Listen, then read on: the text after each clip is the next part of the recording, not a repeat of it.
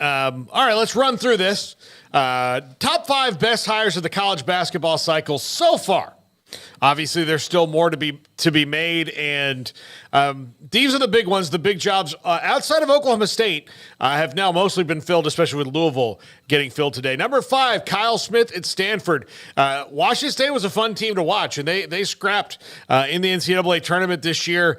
Stanford, in football and basketball, has just not been on the scene in the last few years, and this is an athletic department that prides itself on being good at everything, but the two big ones that just kind of faded into the background lately. And as they move into the ACC, they're going to need. I feel like I'm drinking whiskey. I was about to hit you in the back. Yeah. But as they move into the ACC, a basketball league that clearly means business, you got to have a new coach. You got to have somebody that can win and recruit the West Coast and kind of dominate there. And I think that Kyle Smith is that dude. And again, for Wazoo, it sucks, but this is going to keep happening because of the future. By the way, one of the most emotional parts of his press conference today was talking about one of the schools within Stanford was autistic driven, and he has, I think, a son or a daughter that's autistic. And he's got a son. How much he got very emotional knowing that is something they could look forward to when they move down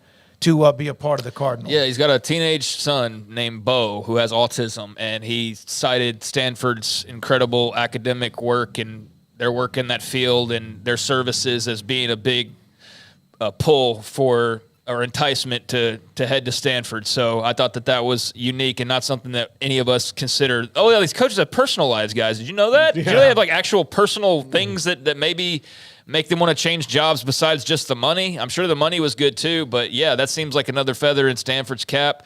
I think we forget just how great that university truly is, like because we get so lost in the wins and losses sometimes. But he also did say though, I wasn't going to leave where I am, except for this one job here. This is the one that, it's like, okay. But the anecdote about the autism services that they have was a cool one. And I think he's got a great opportunity there. And it was also cited in one of the articles I read that Wazoo's uncertainty in conference realignment is something that played into his decision as well. Like Stanford's got a spot. It's a new spot, but it's a spot, and you couldn't guarantee that with Wazoo. And look, even if the ACC falls apart, Stanford clearly was big enough to get in that league, so they'll figure it out. Yeah. Stanford's got. They could have honestly gone independent and been fine. They really could have. Like, they have enough money to do that for a little while until they found their spot, but they obviously didn't have to. Number 4, Mark Byington at Vandy.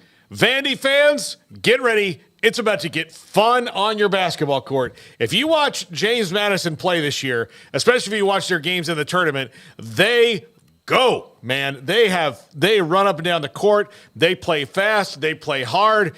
I loved watching their style of basketball.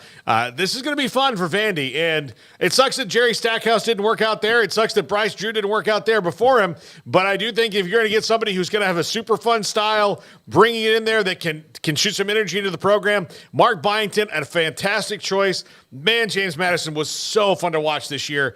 Very curious to see how his style works in the SEC, and I hope he doesn't, pull a Shaka and go, I don't have to do this in the SEC. Yes, you do. You're at Vandy. I think he'll do that, but they were fun, man. James Madison's probably one of the schools that's been directly affected the most, you would think, here in the last couple of years by just all of the changes. But, it seems to be a great hire on paper. Vandy's just kind of – I know in baseball it's different, but – like, I don't know the last time I thought about Vanderbilt basketball was. Like, I was just like, I realized they still have a program. They're just so in the weeds. But, is that one of those schools that you look at and you go, okay, we're never going to win the football title. But if we pull our resources right, we're obviously very good in baseball. I can't speak to all their other sports because I don't follow it closely enough. But Vanderbilt baseball. Oh, yeah, you said baseball. Yeah. I don't know about track and field and stuff. But, basketball is a route that I think a lot of schools who maybe – that have to be realistic of like that's your probably maybe your go-to, like that is where your big winners are. So anyways, with Vandy, I think that's their best because they're not going to win in football. Like they're never going to win in football with all due respect in that league. But he seems to be a very well-liked guy and a good coach. And so let's see what he does. Number 3, Denny Sprinkle at UW. clearly won the press conference today by absolutely trashing Washington State and the city of Pullman, which they'll love in Seattle. But look, you saw Utah State, and look, he's done it, and he's had to move a couple times, but he's now hit the big time now going into the Big Ten next year. It'll be interesting to see what Washington does. Their whole athletic departments had to be rebuilt in the last couple of months, and really fast. But, Kalen DeBoer, athletic director, basketball coach, now with Danny Sprinkle, and having all that flux at once, I think just watching Washington as a program next year will be interesting to see how they kind of bounce back from all this because, given how much change happened so fast, like let's give them all a mulligan, on how they figure this out because things move so fast and furious. But Danny Sprinkle will do well there. Yeah, he apparently made a choice very quickly after getting beat, getting eliminated, and so this happened pretty quickly. I thought the most notable thing that I had come across was Utah State will now have to hire their sixth coach in the last 10 years.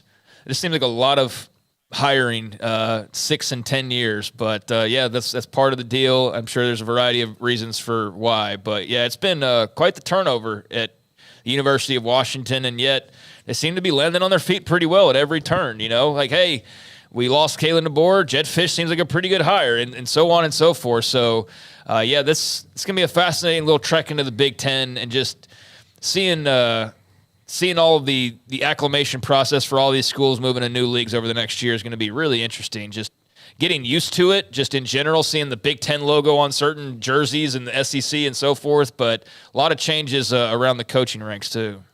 Number 2, Dusty May at Michigan. And most times he would be number 1, but number 1 is coming here in a second. This is great for Michigan in 2 regards. He was, and this is, Indiana fans are already mad about it, but if Mike Woodson has a good year next year, they'll hopefully forget. But he was the backup plan of okay, well, Mike Woodson doesn't work out. Dusty May, former Bobby Knight team manager, he's going to want to come home. He's going to want to be here with us, back where he belongs. At Indiana and Louisville are kind of in the same spot. They kind of need to look at their program a little bit differently than how it used to be. Michigan is not too far removed from being a very elite team. I mean, 2017, 2018. Yeah, 2018 they were in the championship game. So they're not far off from that. Juwan Howard just didn't work out. Sometimes, the guys who are the alma mater, that's their alma mater, it works out. It worked out for Roy Williams at UNC. It looks like it's going well for Hubert Davis at UNC. It didn't work out for one of the Fab Five at Michigan for various reasons. Dusty May comes in there, riding a heater from last year and this year, and rolls into Michigan, a Midwest guy and ready to go. And the double bonus of hurting a rival in the Big Ten in Indiana. Go ahead. This is not Scott Drew or Dusty May at Louisville. That was a little bit of a shocker. Yeah. Not so much Drew, but then May getting swooped up by Michigan. That had to be a punch in the gut for a lot of Cardinals fans. But, seems like a great hire for the Wolverines. Obviously, very successful program over the years. And got a lot of ammunition in your arsenal there in Ann Arbor. So, seems like a great hire and one of the bigger names we heard this cycle.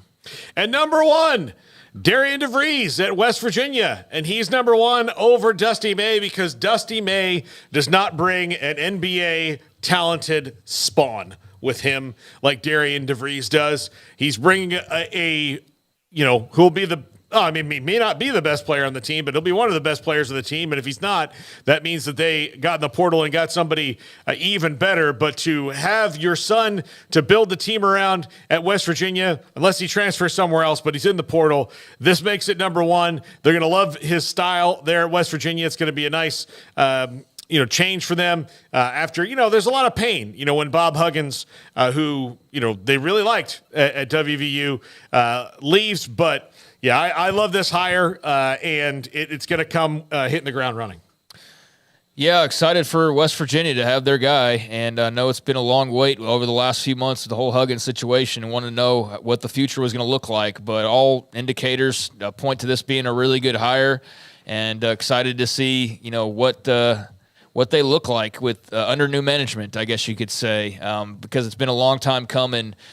these past few months. It seems longer than a few months. Seems like it's been like a couple of years for them kind of waiting for what the future is going to look like. It hasn't, but it's felt that way at times. So I can only imagine from a WVU fan perspective, the drawing out of it, how that's been. So you got your guy. People seem excited about it. Time to get to work and see what he can do for a very proud program there in the Mountaineers. By the way, when's Oklahoma State going to hire their basketball coach? You'd hope here soon. They're kind of twisted in the wind right now, aren't they? That's been a long time. I haven't followed it super closely. I just expected one day I was going to wake up. 4 or 5 hirings this week. Yeah.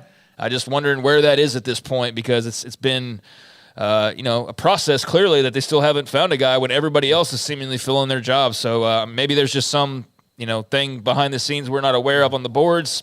I don't know, but just curious now, because that's obviously a big job still open. Paul, you need to figure that out. The top 5 Oklahoma State candidates. No, I did that already. Oklahoma State? Yeah. Yeah,